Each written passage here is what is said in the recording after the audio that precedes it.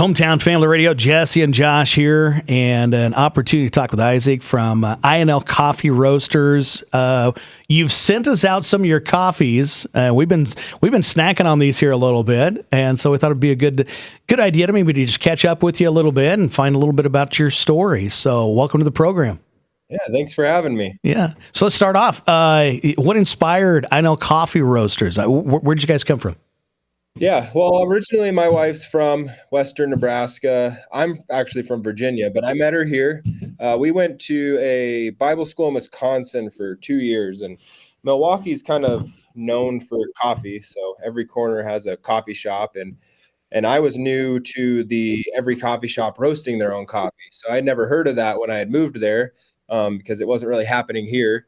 And so I got into it there. I had a buddy and we would get together every Saturday with he found this little roaster at Goodwill or a thrift store. And so we'd get together and we'd roast coffee every weekend and try it. And then I bought a popcorn popper. And so I would do it. And so that was just our hobby, just doing it at school every weekend.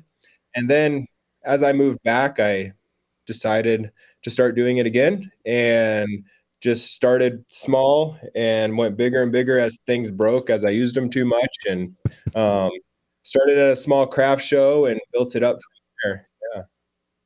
Yeah. And now it's kind of fun because, roasting coffee, there's multiple different ways you can do it. But your method, tell us a little bit about how you roast it. Right. Yeah. A lot of roasters use drum roasters, but I use air roasters. So it circulates hot air through the beans and roasts it that way with propane and heat. And I think it creates a smoother cup, and I enjoyed it. And actually, it wasn't a purposeful thing at first. It was just those were the roasters I could afford. But after time, I did notice that I liked it better, and I think the flavor was better, so I stuck with it. All right. So let's talk specifically the coffees you sent us. You sent us 4 big bags of coffee, and we've got the Honduras, the Mexico, Costa Rica, and Brazil. Tell us a little bit about some of those coffees. Yeah. Brazil is for people who really like stronger coffee. It's what I like, and I like it with a little bit of heavy whipping cream. So I make it extremely strong, and then I like to put heavy whipping cream in it, and I think it creates a good flavor. Mexico would be a little more toned down, but it's still a little bit on the stronger side of if you're a stronger drinker. It's pretty bold. The Honduras, like you guys said, you liked it. It's usually everyone's favorite. So if you're new to drinking fresh roasted coffee, I encourage everyone to try the Honduras just because it's a middle of the road, smooth coffee, easy to drink. And I would say the most controversial in the coffee world are light roasts. So you either like them or you hate them. Well, more caffeine, right? So when people want to drink light roast, I tell them, it might taste a little different than what you're used to, because that Costa Rica, it's just different. Some people love it and some people hate it. And so it's just a give or take with the light roast Costa Rica there. You either like it or you don't. Yeah, see, that's what I find so funny is like when you talk to these people that have tried like the big name commercial coffees, they say light roast on their container, but really it's not what you perceive as a light roast when you've had fresh roasted coffee. That light roast really brings out, some of those fruity and flowerful flavors where tend to people like when you buy them in the big tins, those are more medium roast when it comes to like naturally roasted coffee. Yeah, for sure. So walk us through your coffee sourcing process. I'm sure everybody is the ethical, high quality beans thing, but what is your process to get those? Yeah, so I've been buying from the same company for, it's 6 or 7 years now. I buy it in 65-pound boxes. They're called Genuine Origin. So yeah, they're, like you said, they're ethically sourced and all of that. And they give you the backstory of this is where the beans are from, this is the farm it's from, and all of that. And so I buy from that. They're called Genuine Origin. So they get it from the country and I get it from them. And then I added and sometimes when stuff's stuck on a ship, or out of stock, I'll buy from a couple other places, one called Cope and Trade, and they're similar to Genuine Origin. They sell in 25 to 100-pound sacks. And then sometimes I'll order pallets of 132, 152-pound bags, and and it's just a similar process. I get huge burlap bags, I get them in and store them and roast them. Yeah. Yeah. So what do you do with all those bags then when you're done? Well, Are you knitting, curtains for the house or? actually, my wife does do that. But also, we have a bus that we converted into a certified kitchen, and we hang them all. Every window is covered with burlap bags because we have such an excess of them. Yeah. And I think what I like most too is like when you talk about your coffees, you're naming them, Brazil, Honduras, Costa Rica, Mexico. They're single origin, and a lot of times people are playing with blends where you're like, now let me perfect this country's bean. Mm-hmm. Yeah, I wanted to keep it simple. My wife and I, from the very beginning, we figured each country has something to offer and offer a coffee drinker. And so if you like these flavor notes, you'll like this country. If you like more nutty, chocolatey things, you'll like the Latin American countries. If you like fruity stuff, you'll like the stuff from Africa. And so we just decided it's similar to, beer, I think, in a way of letting the flavor notes just come out. And so that's what we wanted to do. We didn't want to blend stuff together. We wanted people to be able to try from each place what their coffee tastes like. Yeah. And I would say also the real note to this whole thing, what inspired us the most to try your coffee was your videos, your Facebook videos.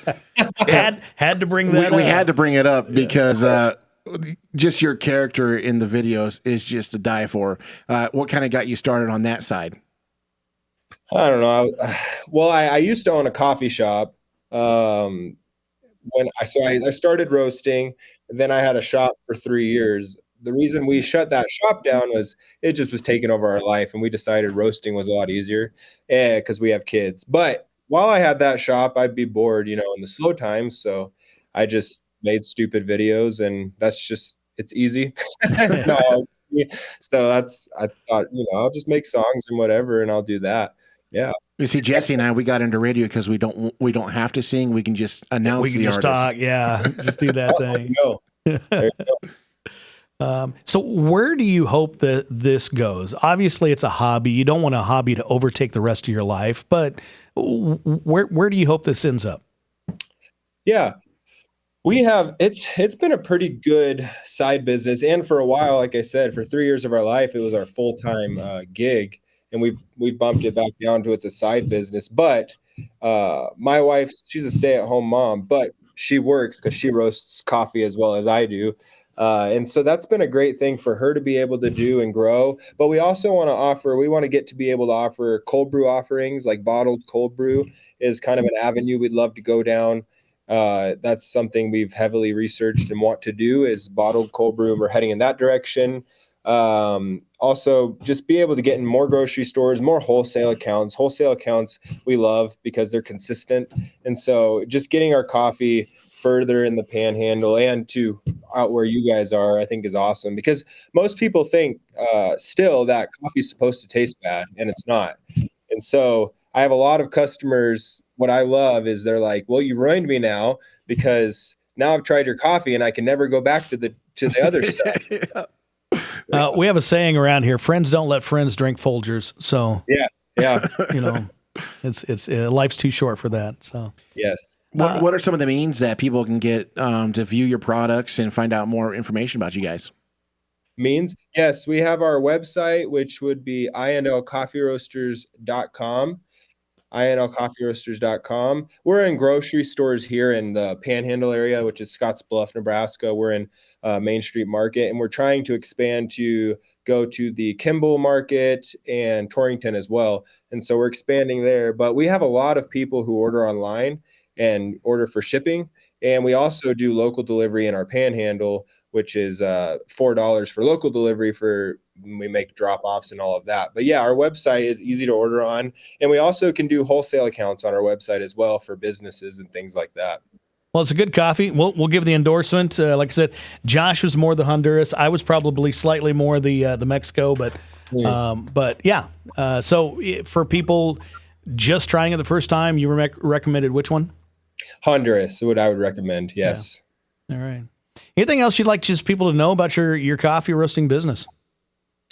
I think we hit a lot of it. Yeah, like we said, we just love to display each country. We do often have countries, we do coffee from around the world where we'll bring in a new coffee that people get to try, something maybe they've never tried before. Because, a Kenyan, I might not sell it all the time because it can be, a lot of people don't like it, but some people might want to try a Kenyan coffee that tastes like vegetable juice and all sorts of weird flavors like that. I still want somebody to get me that Turkish coffee in the sand. I want that once, right?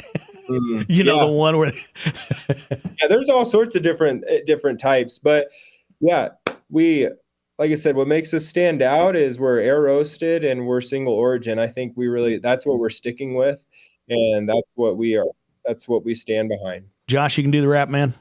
Well, appreciate you talking with us, and always happy to spread the good word of fresh roasted coffee, especially Nebraska roasted coffee. And we just want to say a big thank you for joining us. And Isaac, just let us know again what that website is. Yes, it is I&L Coffee Roasters. I&L Coffee Roasters.com, of course.